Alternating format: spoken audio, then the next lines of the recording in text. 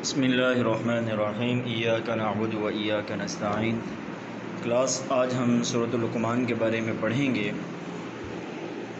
سب سے پہلے اگر ہم بات کریں سورۃ لقمان کے تعارف اور وجہ تسمیہ کے بارے میں،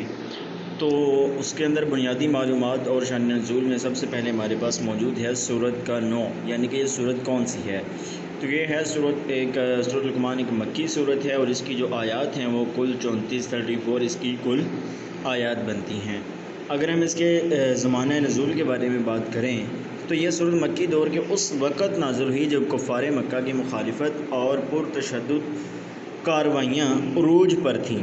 اور وہ اسلام کا راستہ روکنے کی کوششوں میں مصروف تھے۔ تو یہ اس کا شان نزول تھا اور چھوٹی سی ایک بنیادی معلومات تھی۔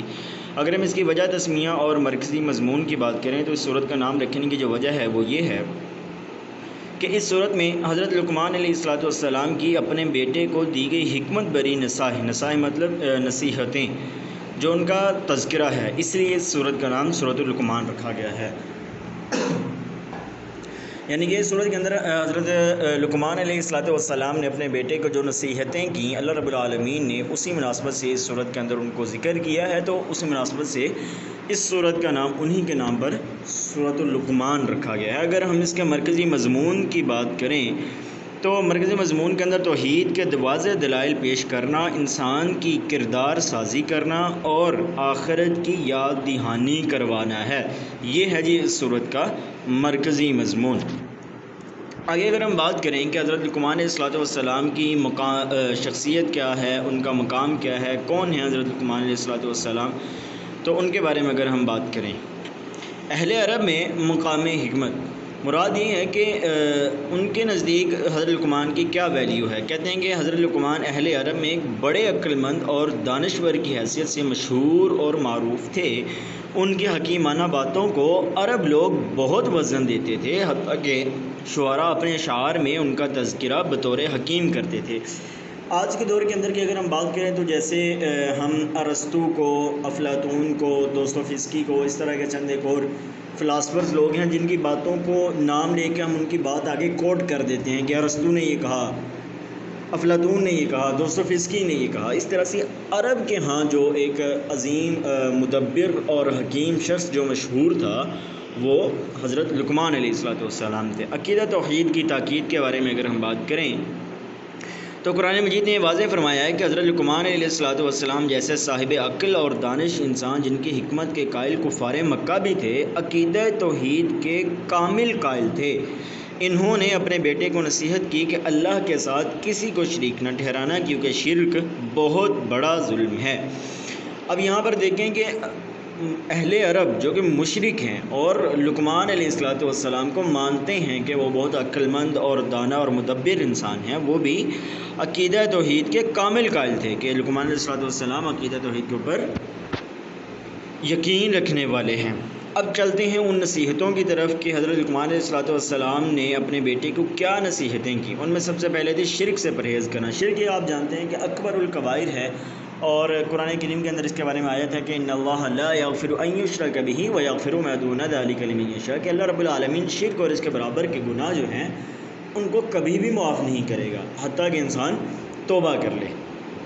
اب شرک سے پرہیز یہ وہ پہلی نصیحت تھی حضرت لقمان علیہ السلام نے اپنے بیٹے کو کی، کہ باقی ساری کی ساری باتیں بعد میں، اخلاقیات بعد میں ہیں، نماز بعد میں ہے، روزہ بعد میں ہے،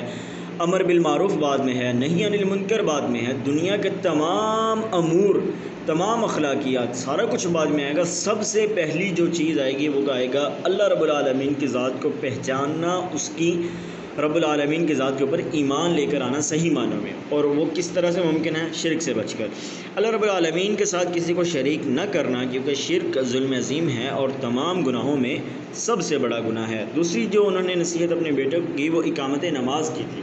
یعنی کہ نماز کو اس کے تمام شرائط اور خشوع و خضوع کے ساتھ باقاعدگی سے قائم کرتے رہنا چاہیے۔ اب یہاں پر دیکھیں کہ پہلے توحید ہے پھر نماز ہے۔ ہمارے یہاں پر پہلے نماز کو لیا جاتا ہے کہ بندہ ایک دفعہ نمازی بنے، پھر ہم اس کو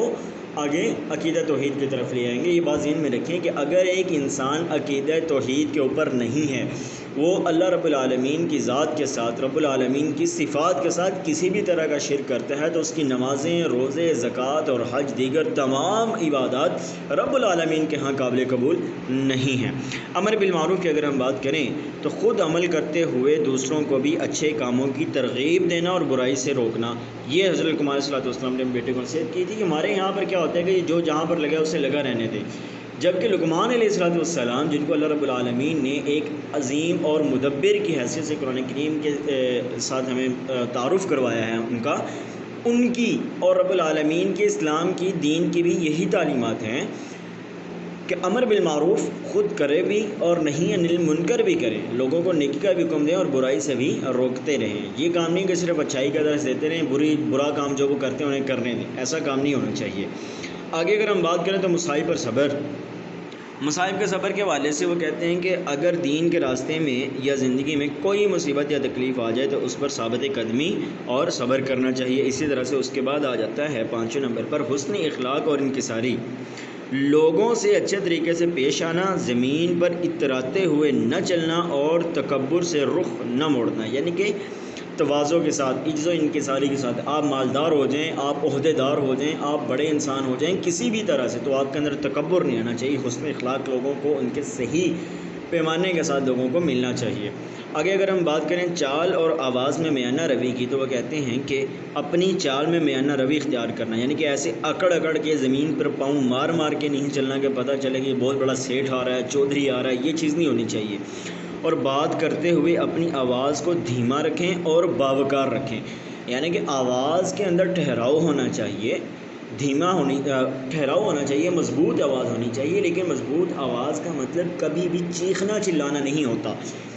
مضبوط آواز کا مطلب یہ ہے کہ آپ بات کریں، ذرا آپ کی آواز کے اندر رعب و دبدبہ ہونا چاہیے، لیکن اس رعب کے اندر چیخنا چلانا نہیں ہونا چاہیے، آواز دھیمی رکھنی چاہیے۔ آگے اگر ہم بات کریں شکر گزاری کی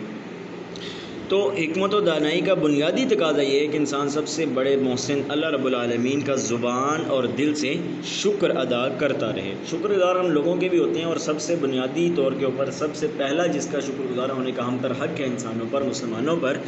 وہ ہے کہ ہم اللہ رب العالمین کے شکر گزار ہوں۔ اندھی تقلید کی نفی، آباء و اجداد کی باطل اندھی پیروی کے بجائے صرف اس شخص کی پیروی کی جائے جو اللہ رب العالمین کی طرف رجوع کرنے والا ہو۔ ہمارے یہاں پر معاشرہ کے اندر ایک جملہ بہت زیادہ بولا جاتا ہے کہ ہم نے تو نہیں سنا کبھی، ہمارے بڑے تو ایسے کرتے آئے ہیں، تو یہ وہ جملہ ہے جس سے رب العالمین نے منع فرما دیا ہے۔ یہ ہمیں سورۃ لقمان کی علمی و عملی جو نکات ہیں ان سے یہ بات معلوم ہو جاتی ہے۔ یہ بات نہیں ہونی چاہیے کہ انا وجدنا آبانا علی امہ و انا علی آثارہم مہتدون والی بات نہیں ہونی چاہیے کہ ہم نے تو اپنے بڑوں کو ایسے کرتے ہوئے دیکھا تھا، اب تو ہم بھی ایسے ہی کریں گے، ہم نے تو اپنے بڑوں سے کبھی بھی یہ بات نہیں سنی لہٰذا ہم یہ کام کبھی بھی نہیں کریں گے۔ بلکہ ہمیں یہ دیکھنا چاہیے کہ جو بات ہمیں رب العالمین کی طرف بلائے، رجوع کرنے پر قادر ہو تو ہمیں اس کی طرف رجوع کر لینا چاہیے۔ آگے اگر ہم بات کریں قباحت شرک کے بارے میں تو شرک کائنات کا سب سے بڑا ظلم اور ناانصافی ہے، اسی لیے اسے مکمل اور پرہیز لازمی ہے۔ اس کی مثال یوں ہی سمجھ لیجیے، اگر ہم بات کریں تو ایک مرغی ہے، وہ آپ نے پال رکھی ہے اور وہ آپ کے ہمسائے کے گھر میں جا کر انڈا دے آیا کرے روزانہ کی روزانہ، تو آپ کو یا تو اس مرغی کو گھر سے نکال دیں گے، اسے ذبح کریں گے، تو کیا کریں گے آپ؟ آپ کو اس مرغی کو اچھا نہیں جانیں گے۔ بیائی ہی بات ایسی ہے کہ آپ کو پیدا رب العالمین نے کیا، آپ کو کھلایا پلایا رب العالمین نے، آپ کی پرورش رب العالمین نے رکھی، آپ کے سانسیں رب العالمین نے، آپ کی زندگی کا ہر کام رب العالمین نے کیا، لیکن آخر میں جب سر جھکانے کی باری ہے، سجدہ کرنے کی باری ہے، شکر گزار ہونے کی باری ہے تو ہم غیروں کی در کی طرف چلے جائیں، تو اس وجہ سے یہ بہت ناانصافی ہے، ظلم ہے۔ اعمال کا احاطہ کرنا، انسان کا ہر چھوٹا بڑا عمل محفوظ ہے اور قیامت کے دن اللہ رب العالمین اس کا پورا نتیجہ سامنے لے آئے گا۔ آپ کی نمازیں، آپ کی روزیں، آپ کی عبادات، آپ کے اچھے اخلاق، اور آپ نے اگر شرک کیا ہے رب العالمین کے ساتھ یا نہیں کیا ہے، ساری کی ساری باتیں ایک ایک چیز لکھی جا رہی ہے اور رب العالمین کے ہاں یہ چیزیں پیش کی جائیں گی۔ آگے اگر ہم بات کریں تعلق باللہ کی تو حکمت کا تقاضا یہ ہے کہ اقامت نماز سے اللہ کے ساتھ تعلق قائم کیا جائے، نیکی کا حکم دیا جائے اور مصائب پر صبر کیا جائے، یعنی کہ آپ کا اللہ رب العالمین کے ساتھ اس قدر تعلق ہو کہ اگر آپ کو ہلکی سے ہلکی بھی خوشی ملے، ہلکی سے ہلکی سی بھی مصیبت پہنچے، چوٹ پہنچے، تو آپ رب العالمین کے در پہ آگے بیٹھیں، نہ کہ غیروں کے در پہ جاتے رہیں۔ آگے ہیں جی عجز اور انکسار کی اگر ہم بات کریں تو زندگی میں یہ عاجزی اختیار کرنی چاہیے، کیونکہ تکبر اور شیخی بگاڑنے والے کو اللہ تعالیٰ ناپسند فرماتے ہیں۔ آگے اگر ہم بات کریں اعتدال اور میانہ روی کے حوالے سے، تو انسان کو اپنی زندگی کے تمام معاملات، جس کے اندر اس کی عبادات بھی ہیں اور معاملات بھی ہیں دونوں طرح کے، ان میں میانہ روی اختیار کرنی چاہیے۔ یہ نہیں کہ اگر آپ مذہبی ہو گئے ہیں تو پھر آپ شدید مذہبی ہیں، آپ نے دنیا ترک ہی کر دی ہے، ایسا نہیں۔ اور ایسا نہیں کہ اگر آپ دنیا دار ہو گئے ہیں، روزی روٹی کمانے کے چکر میں لگ گئے ہیں، کاروبار کے سلسلے میں لگ گئے ہیں، تو پھر آپ دین کو سرے سے انکار کر دیں۔ یہ اسلام کا نہ مزاج ہے، نہ ایک انسان کی فطرت ہوتی ہے۔